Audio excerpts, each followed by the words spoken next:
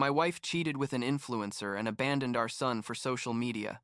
But when she came back pregnant, begging for help, I inherited $2.8 million, and karma destroyed her in ways she never saw coming. I'm 35 years old. I'm a doctor. And up until 3 years ago, I was married to a woman I thought was the love of my life. Her name is Melissa, or, well, her name was Melissa when she was my wife. Now she's just the absent mother of my son Benjamin. And look, I know this is going to sound like one of those revenge stories where everything works out perfectly in the end, but I swear to you every word is true. And the ironic thing is that I didn't even have to do anything for things to turn out the way they did. The universe, or karma, or whatever you want to call it, took care of everything for me. I met Melissa at the hospital where I work. She was a nurse on the pediatric floor, and I was doing my residency. She was like 26 when we met. I was 29. And honestly, I fell in love pretty fast. She was pretty nice. It seemed like we had the same goals in life, start a family, have a quiet life, that kind of thing. We got married after 2 years of dating, and a year later, Benjamin was born. Everything seemed perfect. I mean, we had our problems like any couple, but nothing that made me think things were going to explode the way they did. What I didn't know at the time, and looking back I should have noticed, is that Melissa had started to become obsessed with social media. Like, it started as something normal, right? Posting photos of the baby, of our life, but then it became something more. She started spending hours editing photos, writing super long captions, interacting with other influencers. She said she wanted to build a personal brand, that she could monetize her online presence. And I, idiot that I was, supported her. I told her to follow her dreams, that I could cover the expenses while she focused on that. I worked extra shifts at the hospital so she would have time to make her content and take care of Benjamin. But things started getting weird when Benjamin was about a year old. Melissa started going out more, always with the excuse that she had to go to networking events, that she had to meet other influencers, that she needed to create content in different places. I was so busy with work that I didn't pay much attention. Honestly, I trusted her completely. How stupid, right? She'd come home late smelling like cologne that wasn't mine, her phone always face down, messages she wouldn't let me see. But I was so tired after 12-hour shifts that I just didn't process what was happening right in front of my eyes. And then, that day came. A Tuesday. I remember it perfectly because I had worked a horrible night shift and came home expecting to be able to sleep a couple hours before Benjamin woke up from his nap. I walk in and Melissa is sitting in the living room with a folder in her hands. And she says, "We need to talk." I immediately knew something bad was coming, because it's never good when someone starts with that phrase, but I wasn't prepared for what followed. She tells me, "I've been having an affair for the past 6 months. I'm in love with someone else.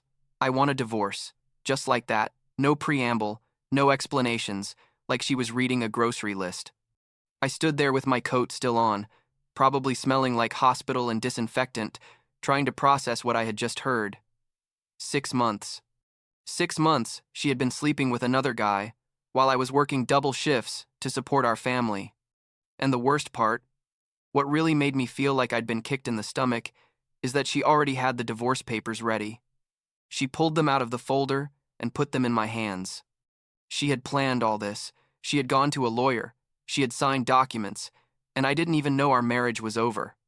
I asked her who it was, obviously, and she tells me his name is Ryan, that he's an influencer, that he has like 500,000 followers on Instagram, that they met at a brand event months ago. And she says it with this look of, I don't know, pride, as if the fact that the guy had followers on social media made the betrayal less horrible or something. She tells me that Ryan understands her aspirations, that he also lives off social media, that they have a lot in common. And I'm standing there thinking, what about Benjamin? What about our 1-year-old son who needs his mother? I asked her about Benjamin, obviously, and that's when things got really surreal. She tells me she doesn't want custody.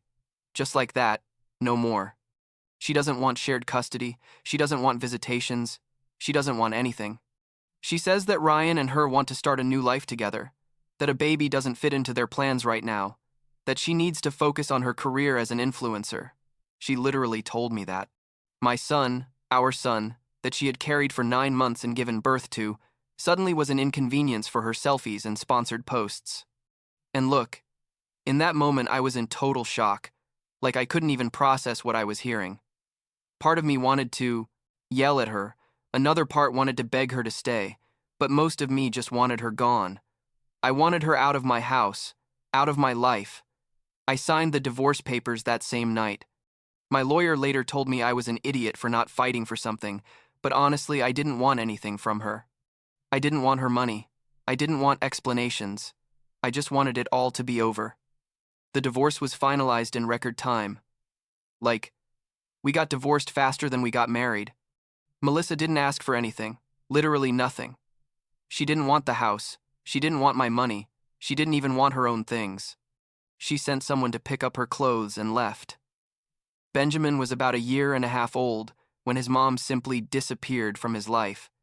And the thing is that during the first few weeks, I was devastated. Obviously. I worked, took care of Benjamin, tried to maintain some kind of routine, but inside I was shattered. I couldn't understand how someone could abandon their own child like that. About 3 months passed, and suddenly, Melissa starts posting photos with Ryan on her social media. Photos at expensive restaurants, at the beach, on trips to exotic places, and in each post, there was some caption about living your truth, following your dreams, not letting anyone stop you. Her followers ate that up with a spoon, leaving comments like power couple and relationship goals. It made me sick, honestly, but I tried not to look. I blocked all her accounts, asked my friends not to tell me anything about her, and focused on Benjamin. And then, like 4 months after the divorce, I get a message from Melissa. She tells me she needs to talk to me urgently, that it's important, that it has to be in person. And I, like an idiot, agreed to see her. I thought that maybe she had reconsidered about Benjamin, that maybe she wanted to be part of his life again. I met her at a cafe near the hospital, and she arrives with this little belly. She's pregnant. She tells me with this huge smile, like it's the best news in the world, like I should be happy for her. She tells me that she and Ryan are super excited, that they're engaged, that they're going to be a family. And I congratulate her, I guess, although honestly I didn't feel anything. I tell her congratulations and start to get up to leave because, honestly, what else is there to say? But then she stops me and says, "There's something else I need to ask you." And that's when things get really crazy.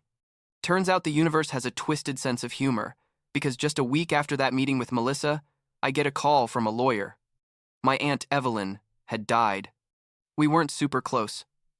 I saw her maybe once a year at family gatherings, but we had always had a good relationship. She was a successful businesswoman, never married, didn't have children. And apparently she decided to leave me everything. Everything. $2,800,000, plus a real estate business that was easily worth another $1,000,000. Overnight, I went from being a doctor who was barely making ends meet to being a millionaire. I didn't tell anyone at first. I kept working, kept taking care of Benjamin, but I started making plans. I hired an accountant, a financial advisor, started learning about the real estate business I had inherited. And the thing is that during all that time, Melissa had no idea. She had cut off all communication with me after that meeting at the cafe, except for occasional messages about divorce papers or administrative things. About 2 more months passed, and Melissa was already pretty pregnant, like it really showed. And suddenly she starts sending me messages. At first, they're casual messages, asking how Benjamin is, saying she misses seeing him, that kind of thing. I responded short, without giving much information. But then the messages became more frequent and weirder. She was asking me how I was, if I was dating anyone, if I had thought about her. And I was confused because, seriously? You left me? You went off with another guy? You're pregnant with his baby, and now you want to make small talk? And then, one night at like 10 o'clock, she knocks on my door. I open it and there's Melissa, super pregnant, like 7 or 8 months, with red eyes from crying. She tells me she needs to talk to me, that it's urgent, that please let her in. And I, against my better judgment, let her in. She sits on my couch, on the same couch where she had told me she wanted a divorce months earlier, and starts crying. She tells me she made a mistake, that Ryan isn't who she thought he was, that she misses our family, blah blah blah. And look, for a second, just for a second, I felt something. I felt pity, maybe, or nostalgia for what we had. But then she says something that made me realize it was all a lie. She tells me, I need you to do me a favor. I need you to register the baby as yours when it's born. I need you to sign the birth certificate as if you were the father. I stared at her, unable to believe what I was hearing. I asked her, Are you crazy? Why the hell would I do that? And that's when she starts explaining her twisted plan to me. Turns out Ryan doesn't want to be a father. When he found out she was pregnant, he started distancing himself. He told her that a baby would ruin his image on social media, that his followers are mostly young girls who don't want to see dad content. Basically, the guy is a jerk who only cares about his likes and his sponsorships. So Melissa thought, hey, why don't I trick my ex-husband into taking care of the baby that isn't his? She tells me that if I register the baby as mine, she can tell Ryan she lost the pregnancy or something, that then we can have an arrangement where I keep the baby and she can continue with her life. And she says it like it's a brilliant plan, like I should thank her for including me in this madness. I told her to leave. I literally told her, get out of my house right now or I'm calling the police. She got hysterical, started screaming that I was a monster, that how could I abandon an innocent baby, that she had no one else. And I told her, you abandoned your innocent baby months ago. You chose an idiot influencer over your family. This is not my problem. And I kicked her out of my house. But here's where things get interesting. Because I'm not a bad person, you know? I couldn't just let that baby be born in the middle of all that chaos without doing something. So I did some research, found Ryan's email. It wasn't hard, it's literally in his Instagram profile, and sent him a message. I told him everything. I told him that Melissa had come to my house to ask me to register his baby as mine. I explained the plan she had. I attached screenshots of our text messages where she basically admitted everything. And to my surprise, Ryan responded. He thanked me for telling him the truth, told me he had been suspecting something weird was going on because Melissa had been acting strange. He told me that she had told him that the pregnancy had complications, that she was probably going to lose the baby, and that's why they hadn't announced anything on social media yet. The guy literally didn't know that his fiancée was trying to trick both of us. What happened next was better than I could have imagined. Ryan confronted Melissa with all the evidence. She obviously denied everything at first, said I was lying because I was jealous, that I was trying to ruin her happiness. But Ryan isn't as stupid as I thought. He asked to see her phone, and found all the messages she had sent me. The messages where she begged me to help her with the baby, where she told me that Ryan didn't want to be a father, everything. Ryan broke off the engagement immediately. He kicked her out of his apartment, blocked all her social media accounts, basically erased her from his life, and Melissa, completely losing her mind, started sending me messages again. Hundreds of messages. This was my fault. That I had ruined her life, that now she was alone and pregnant with no one to help her, and I simply didn't respond.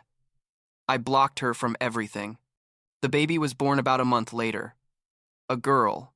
And to my surprise, Melissa showed up at my house again, but this time with a lawyer.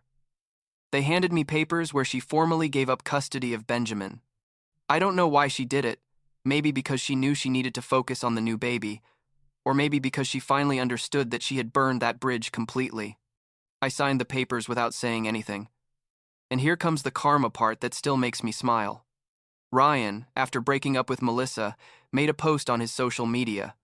He didn't mention names, but told a story about how he had been in a toxic relationship with someone who tried to manipulate and deceive him.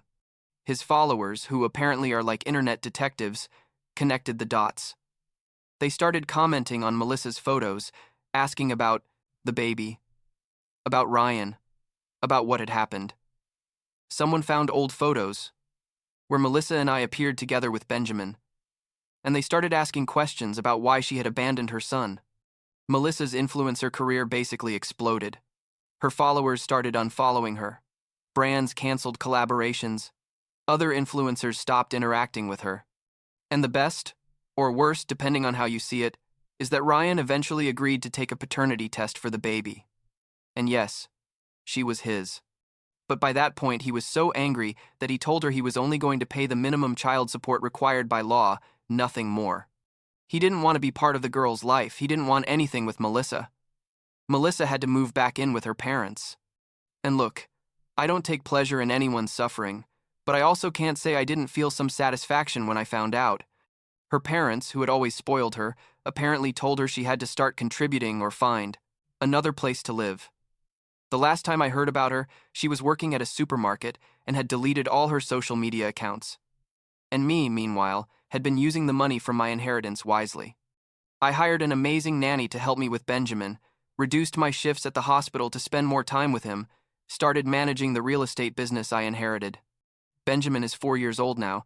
He's a happy and healthy kid who doesn't remember much about his mother. Sometimes he asks about her, and I tell him the truth, adapted to his age, that mommy had to leave but that daddy is always going to be here for him. About 2 months ago, I got a call from an unknown number. It was Melissa. She told me she had been thinking about me, that she missed what we had, that she had matured and learned from her mistakes. She asked me if we could talk, if maybe there was a chance we could try again. And I laughed. I literally laughed in her face. Or well, on the phone. I told her, "No, Melissa, there's no chance. You ruined that when you decided your Instagram likes were more important than your family." And I hung up. You know what it feels like? It feels liberating. I don't hold a grudge, honestly. I'm grateful because if she hadn't left me, I'd probably still be in that mediocre marriage, not knowing I could be truly happy. Benjamin and I have an incredible life now. We travel, we spend time together. I'm building something real with the business I inherited. And all of that wouldn't have been possible if Melissa hadn't decided to chase her ridiculous dream of being an influencer. Sometimes, I think about Melissa and wonder if she regrets it. Probably yes. She left a husband who loved her, a beautiful son, a stable life, all for a guy with Instagram followers who turned out to be as superficial as her. And now she's alone, working a job she hates, raising a daughter basically without help. It's almost poetic, isn't it? Karma is real, and sometimes it works faster than we think. Benjamin starts kindergarten next year, and I'm excited about that new stage. I've been dating someone, a pediatrician from the hospital, and things are going well. She knows my whole story and doesn't care. In fact, she admires how I've handled everything. She says I'm a good father, that Benjamin is lucky to have me, and that's enough for me now. I don't need revenge. I don't need Melissa to suffer more than she's already suffering. I just need to focus on giving my son the best life possible, and I think I'm on the right track.